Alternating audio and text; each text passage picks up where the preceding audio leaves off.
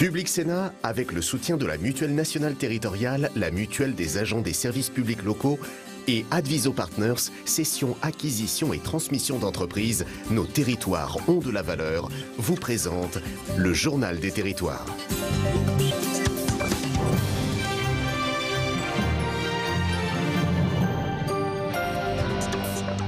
Bonjour à tous et bienvenue dans cette émission avec la presse quotidienne régionale, les télés locales de France qui nous rediffusent, les Indes des radios, 130 radios qui sont nos partenaires sur tout le territoire français et avec TV5 Monde.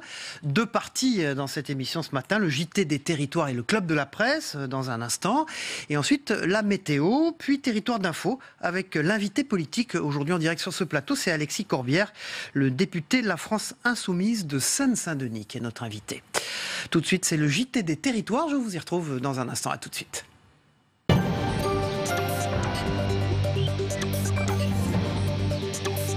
On part pour Notre-Dame-des-Landes. Tout de suite, la ZAD. Vous le savez, un drame survenu en début de semaine. Un jeune homme a eu la main arrachée suite à l'explosion d'une grenade. Et les versions divergent. Si le médecin légiste confirme que le jeune homme a bien tenté de relancer la grenade, ce que nie son avocat, l'équipe médicale des zadistes s'est exprimée pour affirmer qu'elle avait saisi le défenseur des droits depuis plusieurs semaines. On écoute Sarah, membre de l'équipe médicale au micro d'Anne Judic pour Télé Nantes. Au lendemain du dramatique accident sur la ZAD où un jeune homme a dû être amputé d'une main après l'explosion d'une grenade, les zadistes et leur équipe médicale ont pris la parole ce mercredi. Ils alertent depuis plusieurs semaines sur la dangerosité des armes utilisées par les gendarmes et avaient saisi le défenseur des droits. L'objectif de la saisine, c'était de solliciter Monsieur Toubon pour qu'il donne un avis très rapide pour éviter une situation dramatique, comme je le disais tout à l'heure. Il ne s'en est pas saisi pour l'instant, il n'a pas donné un avis, on a juste reçu un accusé de réception. Le drame est arrivé hier. Je veux dire, on a un jeune homme de 21 ans qui n'a plus sa main droite. Qu'est-ce qu'il va faire? Comment est-ce qu'il va vivre? Comment il va se débrouiller par la suite? Ça, sans doute, selon la justice, ce sera à lui de se débrouiller, quoi. Et effectivement, nous, on a lancé l'alerte. Ça fait 1 mois et demi qu'on s'exprime à lancer l'alerte. Personne n'a réagi. Voilà, et réouverture de la faculté Jean Jaurès. Les étudiants dans le flou, l'université retrouve son rythme normal. Hier à 8h30, les étudiants ont repris le chemin des amphis. La réouverture s'est effectuée dans le calme, mais difficile de rester serein pour des étudiants un peu dans le flou. Divisés entre ceux qui résignés font une croix sur les enseignements et ceux qui soutenaient le blocage. Sarah Thuonnet pour Via Occitanie s'y est rendue. La faculté Jean Jaurès de Toulouse retrouve son rythme normal. Les étudiants ont repris le chemin des amphis. Quant au personnel de l'université, il est à pied d'œuvre depuis mardi. Content pour les élèves surtout, je pense qu'ils ont besoin de reprendre le boulot, peut-être pour voir la suite plus sereinement après, à voir. La réouverture s'est effectuée dans le calme, mais difficile de rester serein pour des étudiants perdus. Il n'y a pas cours. Et qu'est-ce qui se passe? Eh bien, on pense que soit c'est tout simplement les professeurs qui n'ont pas repris, soit à cause des salles qui sont pas remises, sinon on ne sait pas. Apparemment, ceux en histoire ont repris, mais on ne sait pas.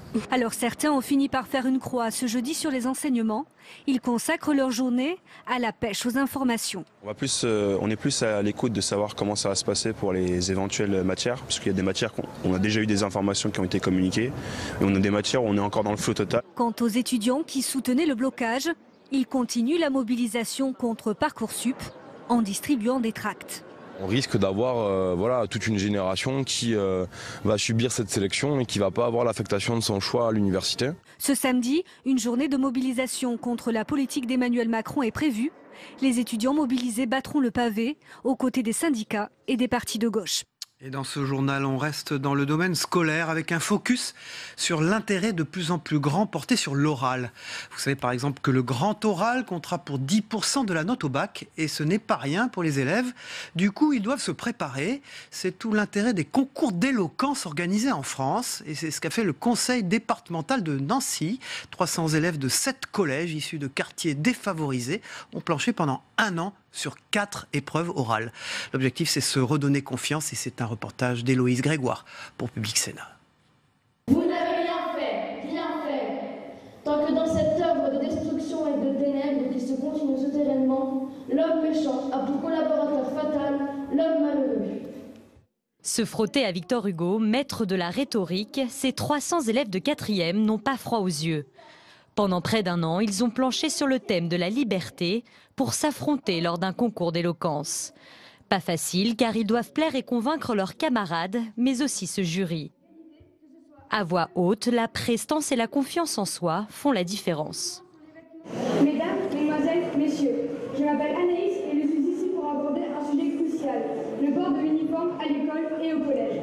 Je suis évidemment, comme toute personne de réflexion, pour. Ces élèves issus du réseau d'éducation prioritaire n'ont pas l'habitude d'être sous le feu des projecteurs. Certains sont intimidés, d'autres sont conscients de la nécessité de savoir maîtriser l'oral. Quand on passe le bac, on a une partie à l'oral, pareil pour le brevet. Et puis dans nos boulots plus tard, on devra s'exprimer devant les gens. Dans la nouvelle réforme du baccalauréat voulue par le gouvernement en 2021, les étudiants devront passer un grand oral. Et actuellement, dans le système scolaire, l'enseignement de la rhétorique reste à la marge. Depuis les derniers programmes, on met beaucoup plus l'accent sur l'apprentissage de l'oral. Maintenant, l'oral, c'est toujours difficile à faire dans une classe de 25 ou 30 élèves. L'art oratoire n'est pas réservé à une certaine élite. Et peut-être que nous avions cette idée qu'il n'y avait que ceux qui franchissaient la porte de certaines grandes écoles qui étaient ensuite autorisés à exceller dans l'art d'exprimer leurs idées. Les grands orateurs font partie des idoles de notre époque. L'art de convaincre, la force de la parole est une arme imparable dans notre vie quotidienne. Mais sommes-nous vraiment tous égaux dans sa maîtrise ? Fin du suspense pour les candidats au concours Inventons la métropole du Grand Paris, seconde édition. La liste des 30 sites retenus a été dévoilée ce mercredi et cet appel à projets urbains innovants est co-organisé par l'État et la métropole du Grand Paris. C'est donc l'occasion pour les communes de relancer des projets immobiliers à l'abandon. La première phase avait permis de mobiliser 7,2 milliards d'euros. Christophe Rigaud pour Via Grand Paris, justement. Patrick Ollier, le président de la métropole du Grand Paris, égrène les noms des sites. Site Bourg-la-Reine, le site de la faïencerie. Ils sont 30 au total à avoir été retenus. Les terrains se situent sur 21 villes. Seuls Chelles et Corbeil-Essonnes sont localisés hors du périmètre métropolitain. Sur la ligne de départ, ils étaient 45 candidats. 15 ne sont pour l'instant pas dans la course. Il y a des sites qui ont été présentés, tant dans la première édition que cette fois-ci, pour laquelle il n'y avait pas tout à fait la maîtrise du foncier, avec des partenaires qui n'étaient pas tout à fait d'accord pour signer les conventions. Ces sites ont été écartés. Voilà, le critère de pollution aussi qui est très important, car on tient à savoir s'il y a des problématiques de pollution importantes qui risquent de remettre en cause la bonne fin du projet. Parmi les sites retenus, l'école d'architecture de Nanterre, l'œuvre de Jacques Calitz, désaffectée depuis 2004. En ruine, ce bâtiment pourrait retrouver un second souffle. Pour cette nouvelle édition, la métropole a fait des ajustements. Elle veut mobiliser les start-up le plus tôt possible. L'innovation doit être au cœur. L'enjeu reste de réinventer la métropole du Grand Paris. Je veux absolument que l'innovation soit encore plus au rendez-vous de cette deuxième édition que lors de la première. Et donc ces meet-up qui vont nous permettre de mobiliser des start-up, un maximum de start-up, 200, 300 si c'est possible, pourront être dès le départ mieux intégrés aux porteurs de projets. Après avoir passé ce premier filtre, les dossiers de chaque candidature seront examinés. La sélection définitive des lauréats sera connue le 29 mai 2019. Et on reste à Paris et on part pour le Carreau du Temple, un lieu culturel innovant, emblématique de la capitale parisienne, qui a lancé notamment un format inédit de dialogue afin de mieux saisir les transformations contemporaines. L'édition 2018 était confiée au philosophe et sociologue Geoffroy de Laganerie, qui a mis au centre de ces échanges cette semaine, non pas mai 68, mais mai 2018. Lanceurs d'alerte, médecins, militants de la libération animale se sont succédés pour pointer les nouvelles luttes et les mobilisations. Parmi eux, le lanceur d'alerte Antoine Deltour, le médecin Sabrina Ali Benali, que l'on écoute, ainsi que la réaction de certaines personnes présentes dans le public au micro de Guillaume Boutin d'Yvan Ris pour le réseau de Via Télévision. On a beaucoup été dans la commémoration de mai 68 et ce qui me paraît important aujourd'hui, c'est de se tourner vers le présent. C'est quelles sont les luttes actuelles et quelles sont les personnes qui s'engagent. J'ai exprimé un peu les constats actuels sur le manque de justice fiscale en Europe autour de l'impôt sur les sociétés et pas uniquement. Et dans un deuxième temps, j'ai également abordé les problématiques autour de la protection des lanceurs d'alerte et du rôle que peuvent jouer les lanceurs d'alerte pour revitaliser la démocratie. C'est une manière justement de rassembler les pièces du puzzle, de comprendre comment tout est lié, des paradis fiscaux et de l'évasion fiscale jusqu'aux maltraitances dans les EHPAD.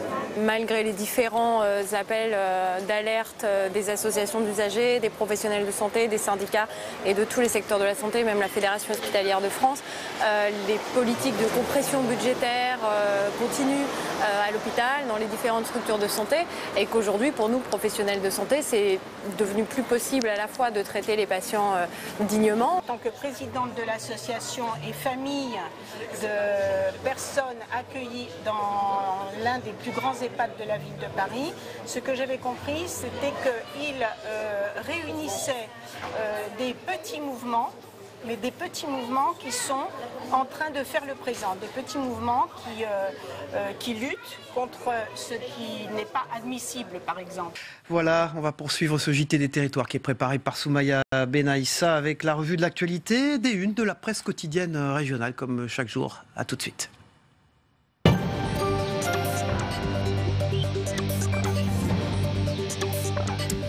On commence avec le plus grand quotidien français qui est aussi le plus grand quotidien francophone du monde, Ouest France, dirigé par François-Xavier Lefranc, avec une internationale, Macron et Poutine, retour au dialogue.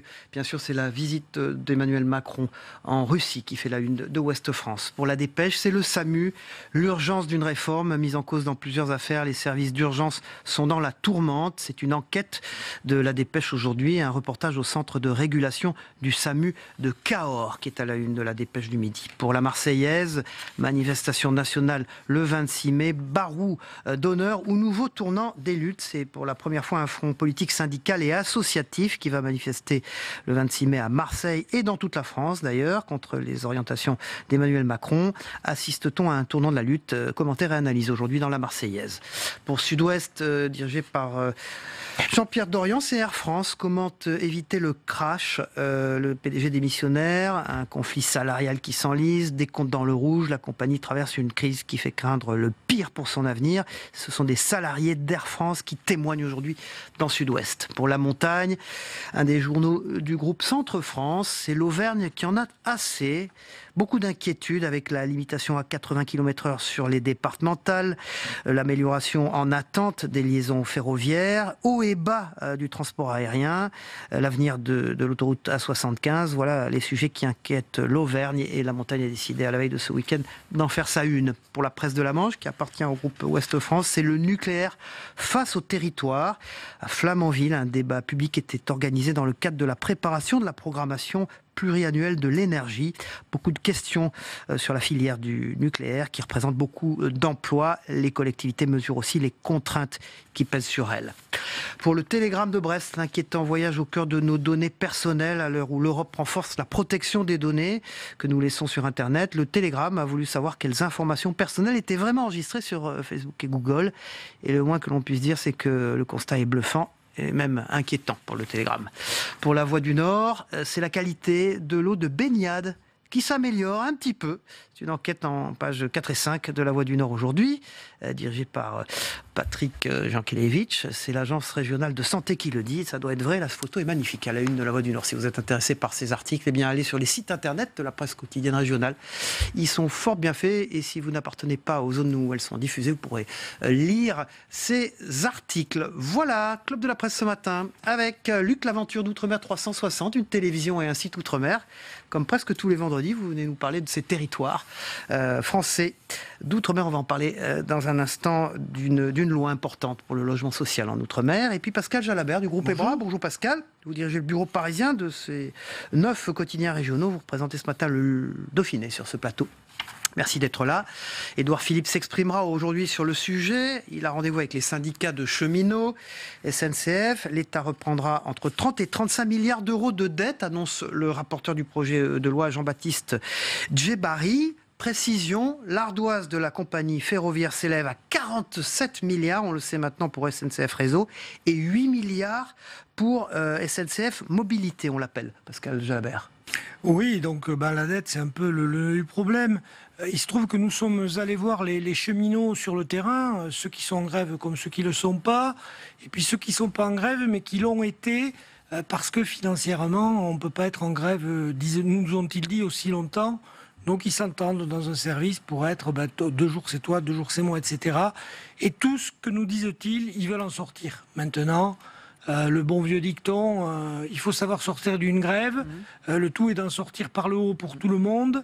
Donc ça sera perçu comme une victoire du gouvernement et ça ne plaît pas à la base. C'est ça l'idée au fond. Alors il y a cette idée-là.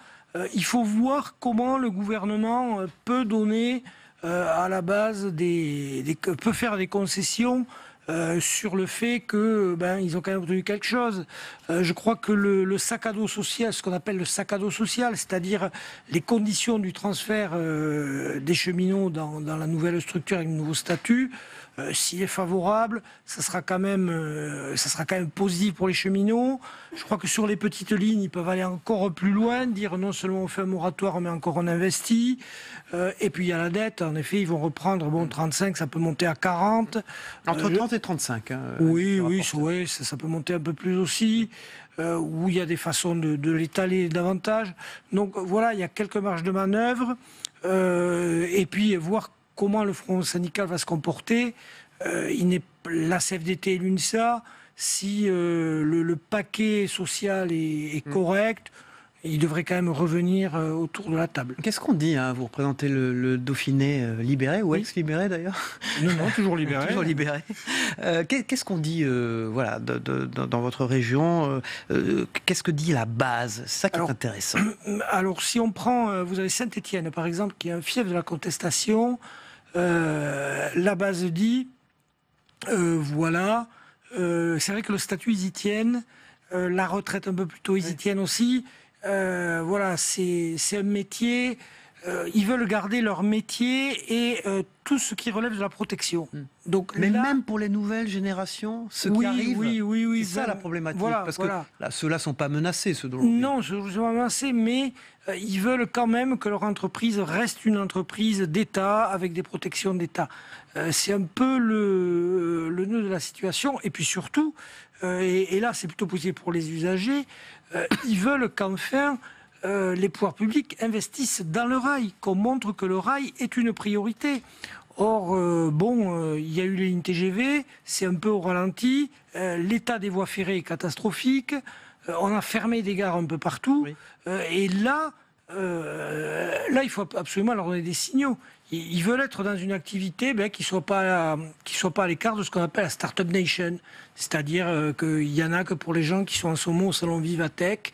Le rail, ça a un siècle et demi, le rail.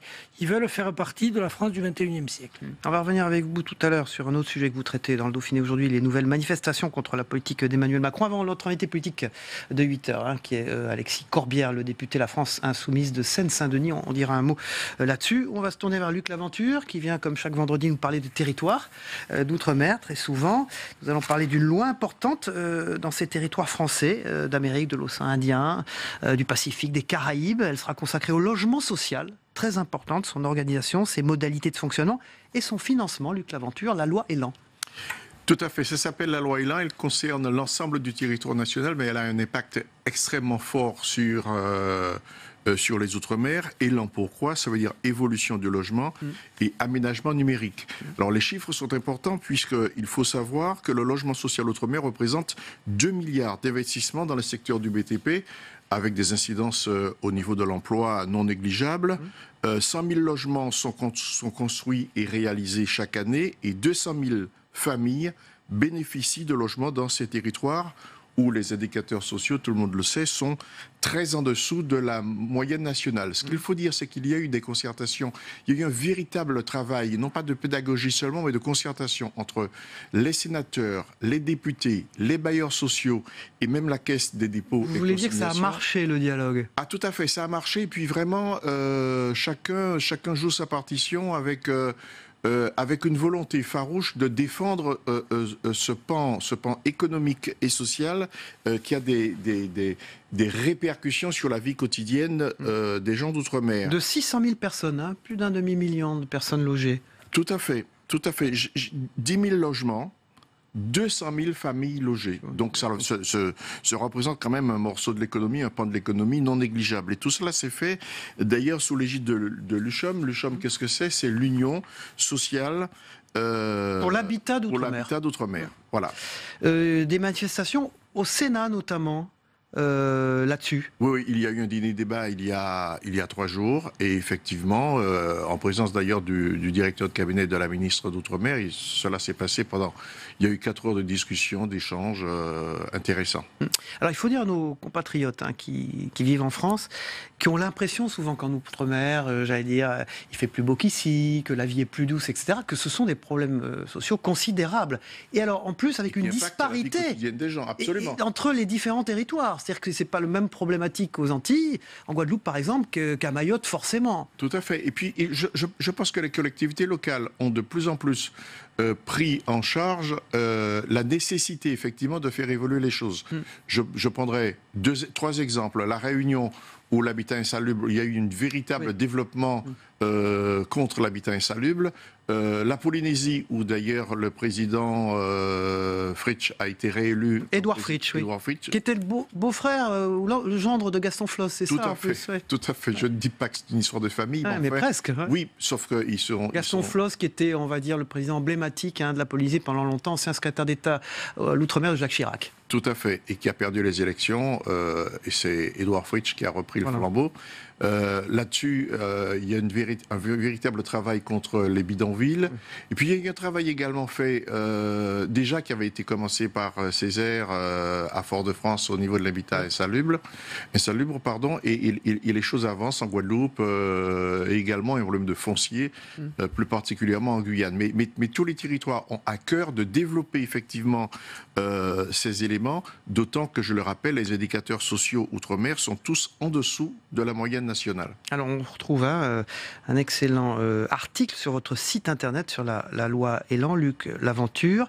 Les problèmes en outre-mer sont regardés comment par les politiques en général, vous qui les fréquentez? Vous trouvez que maintenant il y a on regarde ça de manière accrue depuis les visites d'Emmanuel Macron, d'Édouard Philippe, qui se sont succédés là-bas, et les problèmes qu'il y a eu dans nos territoires d'outre-mer qu'on connaît bien? Oui, il y a, j'allais dire, deux points importants en ce moment sur le plan social. La Guyane, puisqu'on a connu quand même une tension assez vive il y a quelques mois, il y a pratiquement 1 an, et puis Mayotte. Mayotte avec les problèmes liés à l'immigration. Voilà. Et, ce qu'on peut dire également, c'est que, je ne dis pas que c'est lié aux visites du président Macron et du Premier ministre Édouard Philippe, il y a également la Nouvelle-Calédonie, puisque dans... Référendum. Voilà. Il faut dire également qu'il y a un sentiment de crispation avec les élections européennes l'an prochain, en mai 2019, puisque on va se retrouver outre-mer avec non pas 3 députés européens, mais certainement un seul, avec la volonté du gouvernement, non pas de taxer les outre-mer, mais de faire en sorte effectivement que ce scrutin soit plus resserré sur l'ensemble national, pour que, dit le gouvernement, tout le monde soit mieux intéressé, plus intéressé à ce scrutin européen.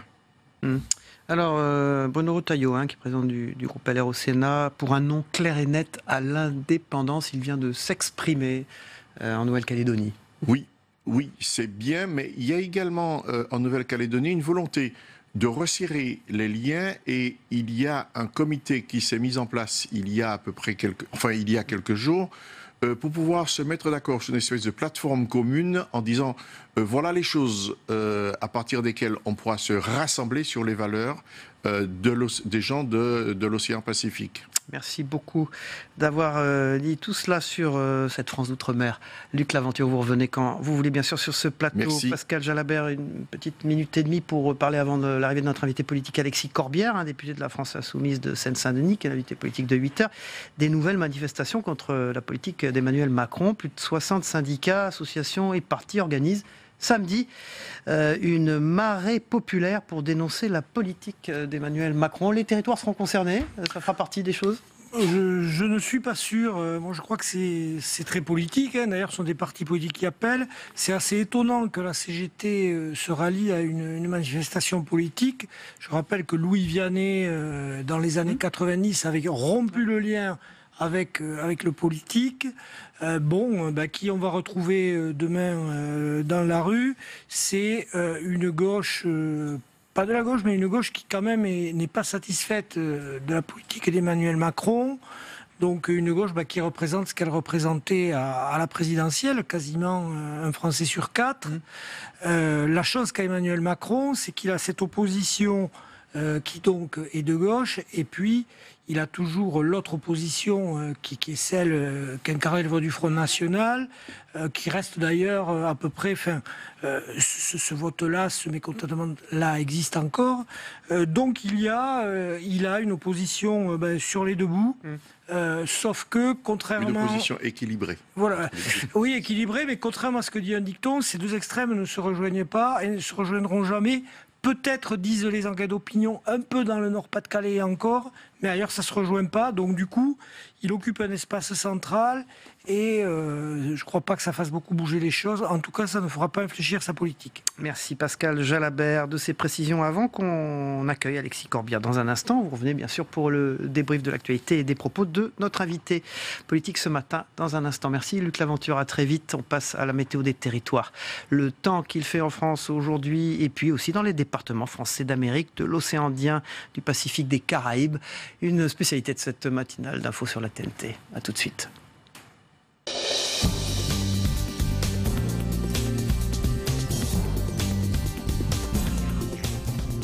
Public Sénat, avec le soutien de la Mutuelle nationale territoriale, la Mutuelle des agents des services publics locaux et Adviso Partners, cession, acquisition et transmission d'entreprises, nos territoires ont de la valeur, vous ont présenté le Journal des territoires. La météo vous est présentée par l'Assemblée des départements de France.